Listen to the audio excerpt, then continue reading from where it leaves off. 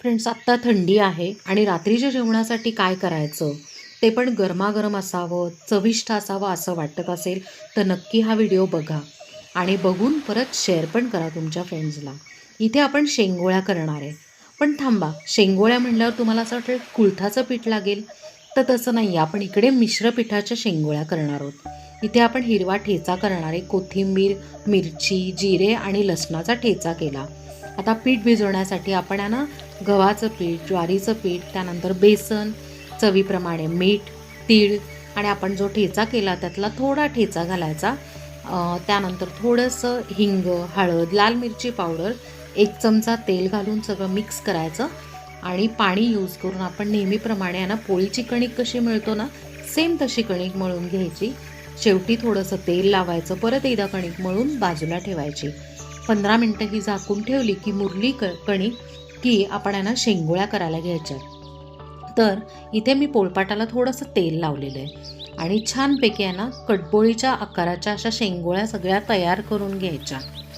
आता आपल्याला आहे ना, मस्तपैकी आहे ना, ह्याच्यासाठी एक रस्सा करायचा आहे आणि तो पण आहे ना, पाण्याचा करायचा आहे. आता ना, ज्यावेळेला तुम्ही शेंगोळ्या कराल ना, तर पहिलं तुम्ही अर्धी वाटी हे फक्त पाणी पिऊन बघा आणि मला नक्की कमेंटमध्ये सांगा.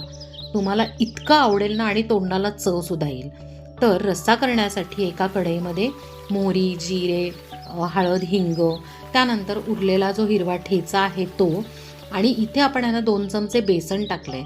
ह्याचं कारण काय माहिती का? तर रस्स्याला आहे ना थोडंसं घट्टपणा येतो किंवा मिळून येतं यासाठी.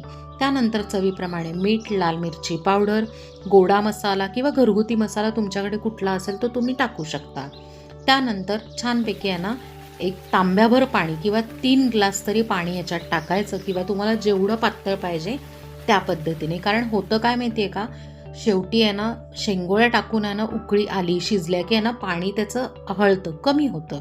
म्हणून करताना पातळ टाकायचं. त्यानंतर आपण आहे ना, ज्या वेळेला उकळी आली ना, त्या उकळीमध्येच ह्या शेंगोळ्या सोडून घ्यायच्या आणि त्याला ना, सुरुवातीला अजिबात हलवायला जायचं नाही, कारण शेंगोळ्या थोड्याशा चिकट असतात, स्टिकी असतात.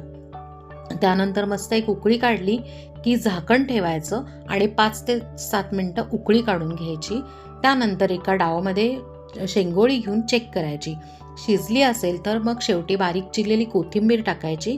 मस्तपैकी आहे ना, गरमागरम खायची आणि भातावर खाल्ली तर अजून छान लागते. नक्की करून बघा. Thank you.